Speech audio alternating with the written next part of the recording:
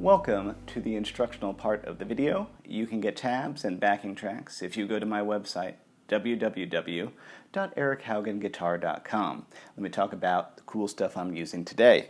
This is my trusty, beloved 1966 Fender Mustang with Tom Brantley pickups. I'm using the neck pickup, and then I'm going into my pedal board using my Strymon Deco and my Strymon Flint for some crunch and reverb, respectively. And I am playing through a Silvertone 1484 amp, mic'd up with a Rode NTR active ribbon mic. That's what you're hearing. Now let's learn stuff. The opening is an A minor chord up high, which is 0 on the A, and then here I am on the D. 10, 9, 10 with a 0 there. And then all I'm going to do is move my middle finger over from 10 on the D to 10 on the A to get that G note that appears. Then a little. That's a kind of a, I don't know, I consider that a Hendrix fill, really. That is, yeah, because I think that's kind of what the piano player does there. So I'm sliding into, on my G and my B, 9 and 10, back to 7 and 8. Pinky's going to sneak out there, get the 10 of the D, and then a D chord in first inversion, 9, 7, 7. And if I remember correctly, then all I do is I walk my way out of it. Slide back to that fit 5 for the root. Ooh, a diminished chord. Hello. We're going to see quite a few diminished chords in this song. Starting on my A string, that is 6, 7, 5. And then landing on an E minor chord. You could drop to that E minor or that one, doesn't really matter. 7 on the A, 5, 4. And you can hit the opens there if you felt so inclined.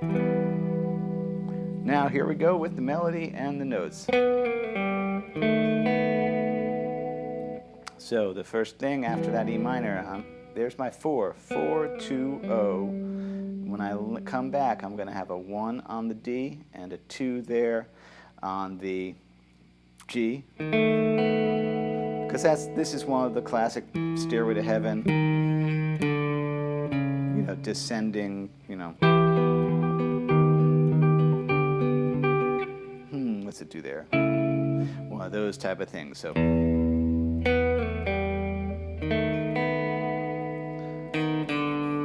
to 0. That same melody, 4, 2, 0. Now this is neat. When Elvis does this progression, he does a diminished chord on the next chord, a C sharp diminished, which would be that. But all I do is grab the root, the 4, with my 4 of the A with my ring finger, 3 on that G, 2, this chord changes to D, just hit an open D, and then this is a little walk I put in, just zeros. Because the chord became a D minor, so I can do this because it's D, just trust me, F, D, A, that's actually a D minor in first inversion, and then I kind of took the melody from that position and harmonized it using those kind of Dave Matthews structures, those scar tissue structures, those expanded dyads. 1 and 2. Oh, wait. Yeah, 1 and 2. Move it forward to 3 and 4. Notice the big gap, though. Nobody on the A and the D strings. And then, yep, there I am at 5 and 5. So, because the melody's going, so I just harmonized it below. I could have gone, I'm flipping it. And then, interestingly enough, the song hits a C minor. So I use a lot of these shapes, these ones that people forget about. I consider this a G shape in the Cage system. That's a C minor, that's a G shape. It is 8, 6, 5, and because of luckiness, I can hit an open G here and can get that melody note to sneak in, which is the 7 of the D. And then it goes back to a D chord, so like that 7 can ring out, and I can get this 5 and 5 on the low E and A to imply that D, and then yeah, here's a Bill Frisell scale, which is just a major scale, a D major, but thinking in terms of using your open strings, which I could take a whole month talking about these things because they're so cool. Because you get that great harp-like effect. So that is 0 on the D, 7 on the A, 4 on the D, open G, 7 on that D, open on that G again.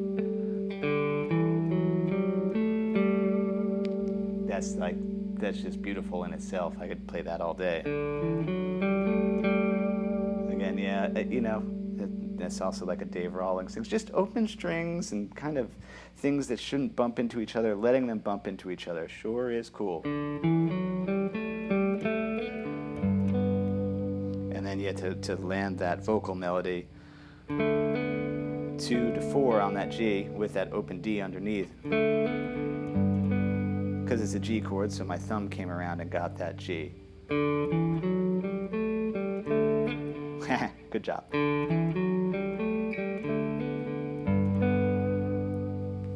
Gosh, I love that. I just love that. And then the song hits a C. So just a C root, but the vocal melody is a major 7. It's that 4th on that G string. Yeah.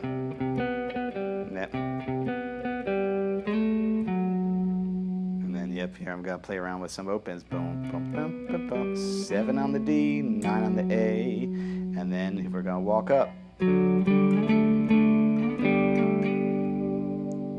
That's the first time. So that was, once we got to that 9, 10, 12, and then 14 back and forth.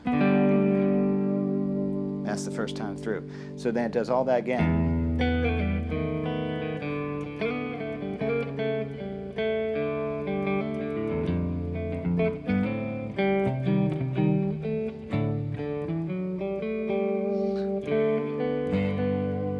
Now it's going to start to move towards our chorus here after all that, and then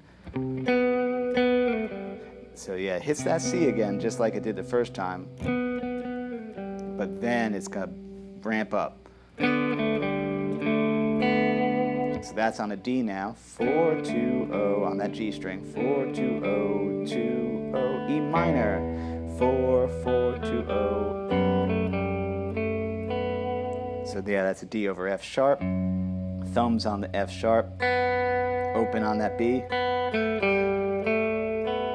then it's a C over G, 4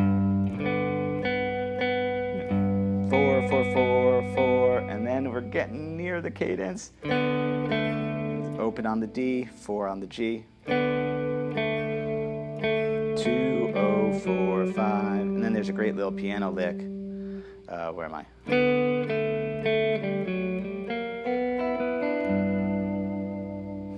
That also is, I like that little thing there, yeah. So that is 3 on the G, open on that E, and then 4 3 on the G and the B. If you can, get your thumb around to get the root of that chord, which is a G. Very pretty, kind of a Chet Atkins thing to it. Okay, I won't diverge. Now we're getting to the with all the will in the world. Yeah, it's starting to get to the really cool part. So that's just 4 2 0 on the G.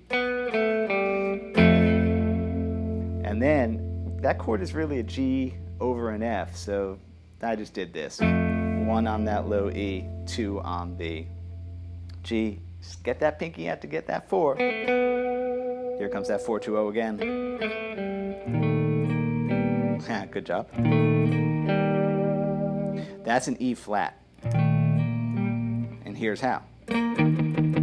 There's E flat. I just kind of put an extra bass note in, and the melody is actually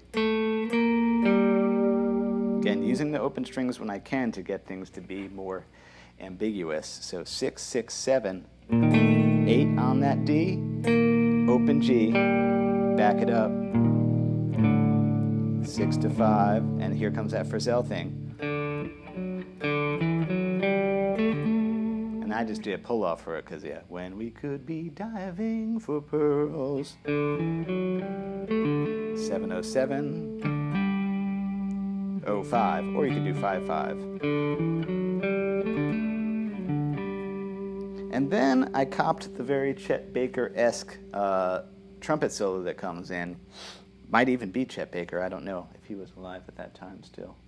Sure sounds like him. So, yeah, blues, you know. E minor pentatonic.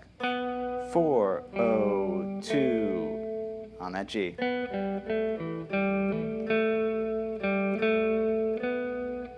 2, great opening run.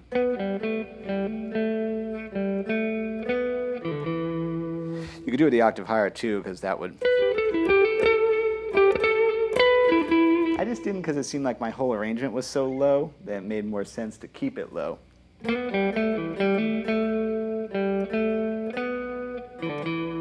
then I'm going to go up to this high E on the B string, 5-3. That's easy. 0-2, bend it up to a 3, down, 0-2. And I kind of wait, that's on the D chord. And then I wait for it to change to D minor. There's my D minor lick. 2, 3, 2, 3, 5. Bend it up 1 fret, because that's an F. Aiming for those thirds. And I might, and then it's a C minor. So yeah, I'm thinking, oh man, this C minor. Okay, C minor. I'm looking for him. Oh, there he is again. There's the third. So I'm bending from the 7 on the G string, 1 fret, you know, down, and then to 5. So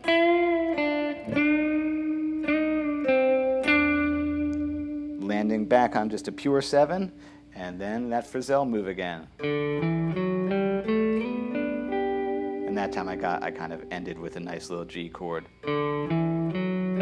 Yeah, T, O, 7 on the A, 4 on the D, open on the G, 7 on the A, slide it forward to 9, and then 7, 8.